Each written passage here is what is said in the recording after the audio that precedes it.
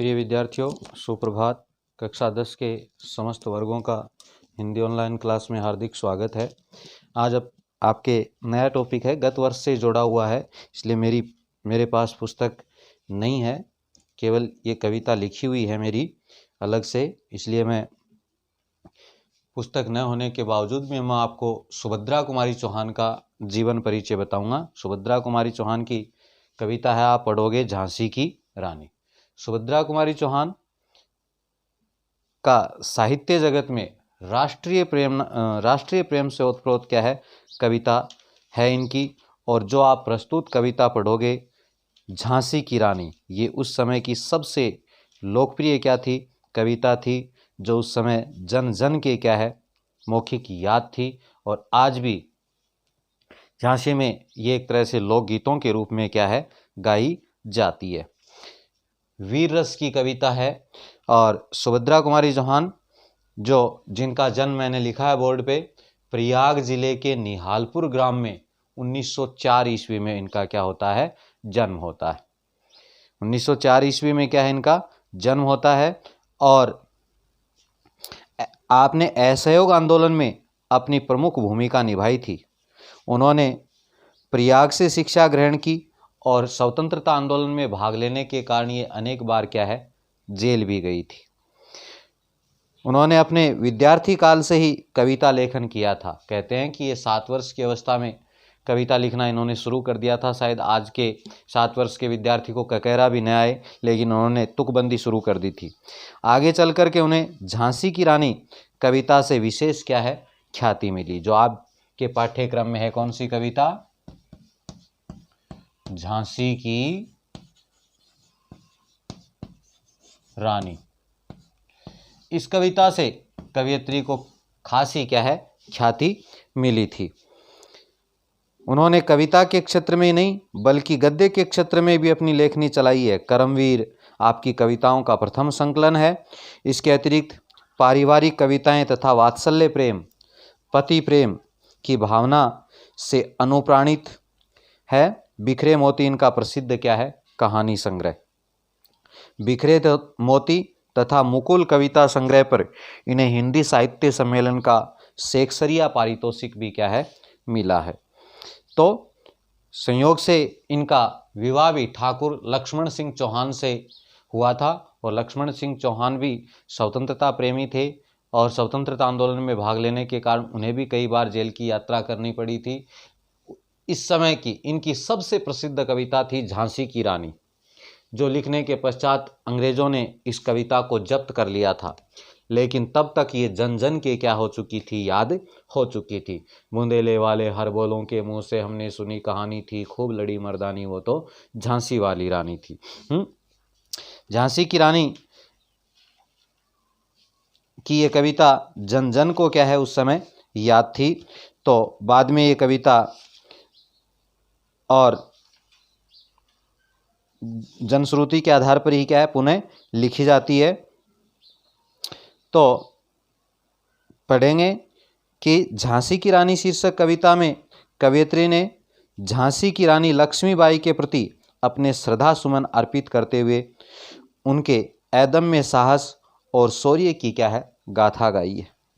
लक्ष्मीबाई ने सन 57 की क्रांति का नेतृत्व कर निराशा और हताश राजा महाराजाओं में आशा का संचार किया था।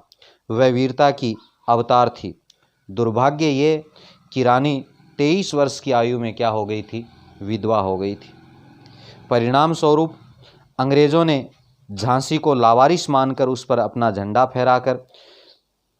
फहराने का भरसक प्रयास किया, यानी झांसी को अपने कब्जे में लेने का प्रयास किया। लेकिन लक्ष्मीबाई ने मरते दम तक झांसी की रक्षा के लिए अंग्रेजों से लोहा लिया और अंत में बहादुरी से लड़ती लड़ती वो वीर गति को क्या हो गई थी, प्राप्त हो गई थी। तो झांसी की रानी लक्ष्मीबाई आपकी ये प्रसिद्ध कविता, जिसका थोड़ा सा परिचय मैंने आपको दिया है, रानी लक्ष्मीबाई का। लक्ष्मीबाई जिनका जन्म प्रयाग जिले के निहालपुर गांव में और 1904 ईस्वी में होता है। और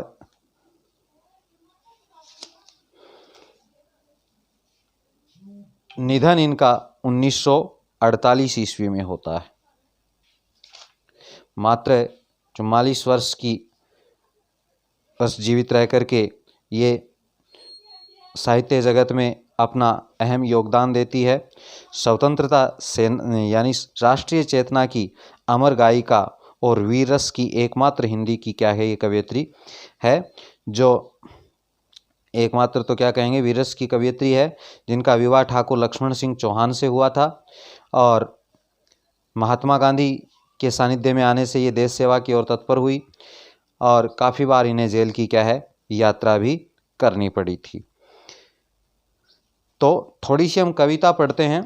देखिए, झांसी का राजा गंगाधर राव की पत्नी थी कौन? लक्ष्मीबाई।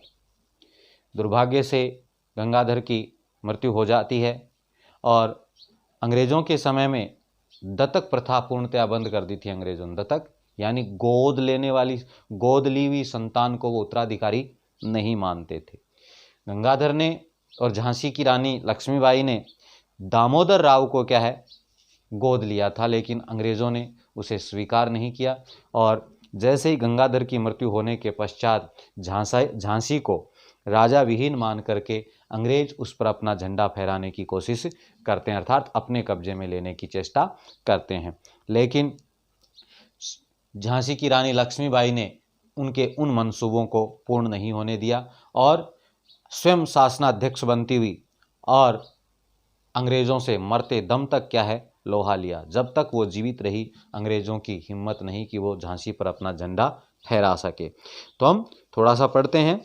सिंहासन हिल उठे राजवंशों ने भ्रकुटी तानी थी, बुढ़े भारत में भी आई फिर से नई जवानी थी। गमी हुई आज़ादी की कीमत सबने पहचानी थी, दूर फिरंगी को करने की सबने मन में ठानी थी। चमक उठी सन 57 में वह तलवार पुरानी थी, बूंदेले हरबोलों के मुंह हमने सुनी कहानी थी, खूब लड़ी मर्दानी वह तो झांसी वाली रानी थी।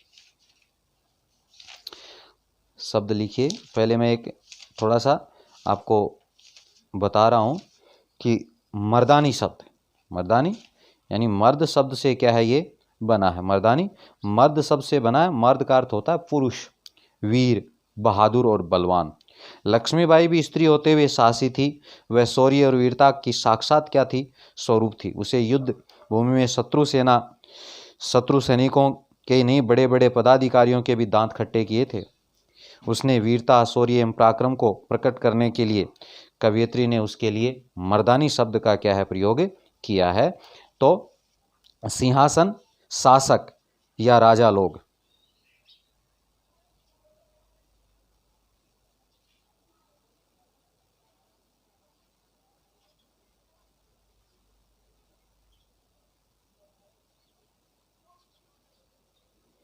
हिल उठे, परिवर्तित हुआ या खलबली मच गई।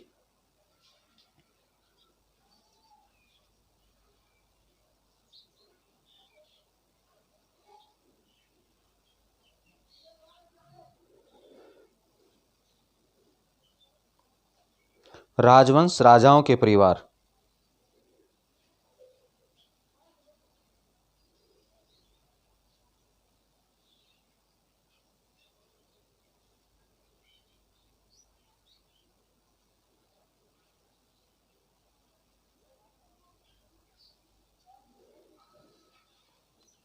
भ्रुकुटी, क्रोध करना।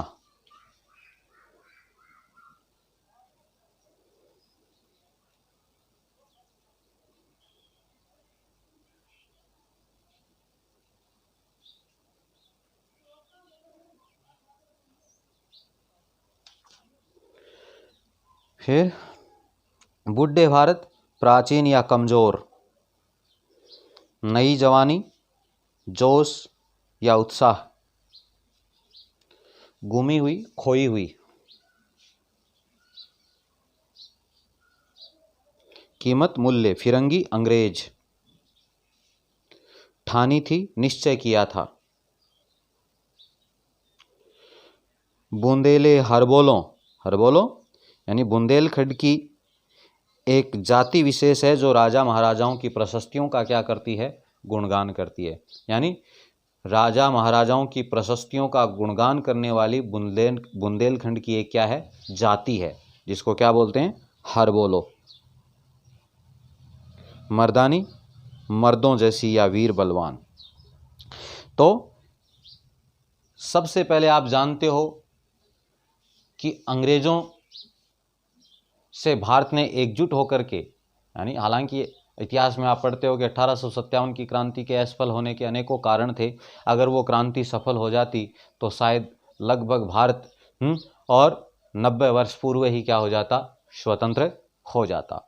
लेकिन कुछ कमियां उसमें रही, लेकिन उस समय तक लोग पहचान चुके थे कि अंग्रेज उन पर शासन नहीं कर रहे, अपितु उन्हें गुलाम बना करके रख रहे हैं। तब 1857 की क्रांति में सबसे पहले सैनिकों ने, फिर धीरे धीरे देसी महाराजाओं ने भी और अंग्रेज़ों को भारत से खदेड़ने की ठान ली थी। तो वहीं से उल्लेख किया है कवयित्री ने कि प्रसंग आता है कि झांसी की रानी शीर्षक कविता से लिया गया। देश में आज़ादी के लिए प्रयास 1857 के प्रथम स्वतंत्रता संग्राम से शुरू हो गया था। उसी प्रसंग को लेकर कवयित्री ने यहाँ वर्णन किया है कि सिंहासन हिल उठे, राजवंशों ने भ्रुकुटी तानी थी। कवयित्री कहती है कि अंग्रेजों को भगाकर देश को आज़ाद करने के लिए प्रयास 1857 में सिपाही विद्रोह से क्या है, शुरू होकर व्यापक हो गया था। इतना तो आप जानते ही हो। तो वहीं से शुरुआत की है कि सिंहासन हिल उठे, राजवंशों ने भ्रुकुटी तानी थी, कि अनेक देसी राजाओं ने अंग्रेजों के विरुद्ध क्या कर दी थी, बगावत कर दी थी। इसके परिणाम स्वरूप राजाओं के सिंहासन क्या है, डोल उठे थे। सिंहासन हिल उठे, राजवंशों ने भ्रुकुटी तानी थी, यानी राजाओं के सिंहासन भी क्या है, डोल उठे थे।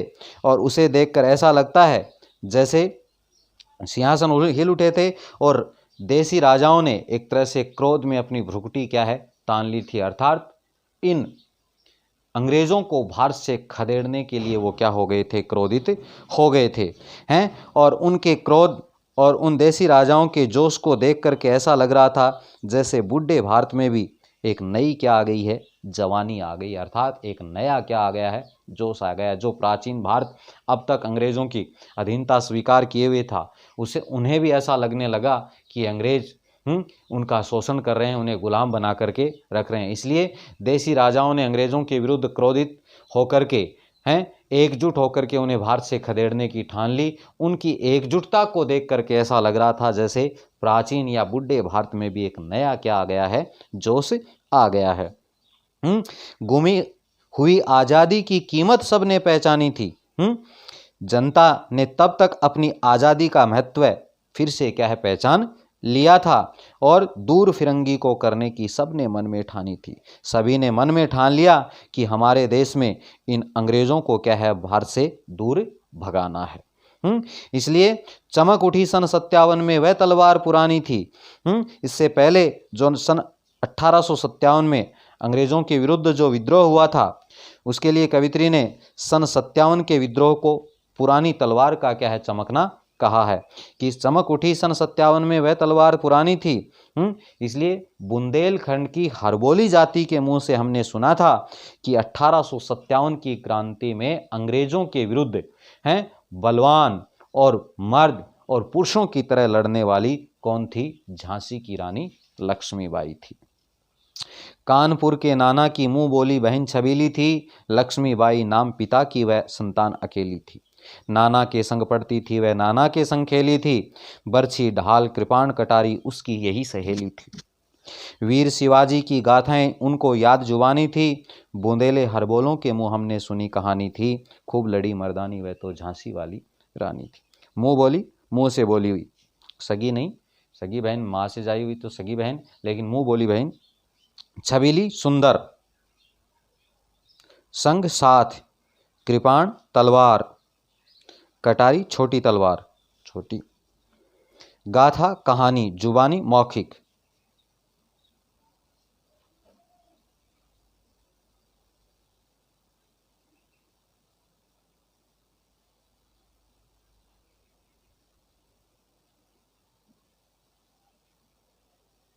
तो देखिए, कानपुर के नाना की मुंह बोली बहन छबीली थी। कवित्री लक्ष्मीबाई का परिचय दिया है कि झांसी की रानी लक्ष्मीबाई नाना साहब की क्या थी, मुंह बोली क्या थी, बहन थी। और वह अच्छी छवि यानी अच्छी छवि वाली अर्थात सुंदर थी।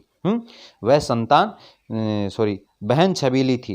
कानपुर के नाना की मुंह बोली बहन, यानी वो कानपुर के नाना साहब की क्या थी, मुंह बोली बहन थी। और छबीली यानी छबीली का अर्थ लिखा है मैंने क्या, सुंदर। वह अच्छी छवि और सुंदर थी, अच्छी छवि वाली और सुंदर थी। उसका नाम क्या था, लक्ष्मीबाई नाम। उसका नाम क्या था, लक्ष्मीबाई था। और वह अपने पिता की अकेली क्या थी, संतान थी, यानी माता पिता की अकेली संतान थी। वह नाना साहब के साथ ही क्या है, पढ़ती थी और उन्हीं के साथ खेल करके क्या है, बड़ी हुई थी। और बरछी, ढाल, कृपाण, कटारी उसकी यही सहेली थी। बचपन से ही बरछी, ढाल, तलवार और कटारी जैसी लड़ाई में काम आने वाली चीज़ें उनकी क्या थी, सहेली थी, अर्थात उसके सबसे क्या थे, प्रिय थे। और वीर शिवाजी की गाथाएं उनको याद जुबानी थी। उन्हें मराठा सरदार कौन, छत्रपति शिवाजी जैसे वीर पुरुषों की कहानियां मौखिक क्या थी, याद थी। मौखिक याद थी। इससे प्रतीत होता है कि उसमें बचपन से ही वीरता के गुण क्या है, समाये हुए थे। ये सब बातें हमने बुंदेलखंड के हरबोली जाति के मुंह से क्या है, गाए जाने वाले गीतों में सुनी थी कि वह मर्दों के समान 1857 की क्रांति में लड़ने वाली, वीर पुरुषों की तरह लड़ने वाली कौन थी, झांसी की रानी लक्ष्मीबाई थी। तो आज के लिए इतना ही, शेष कल।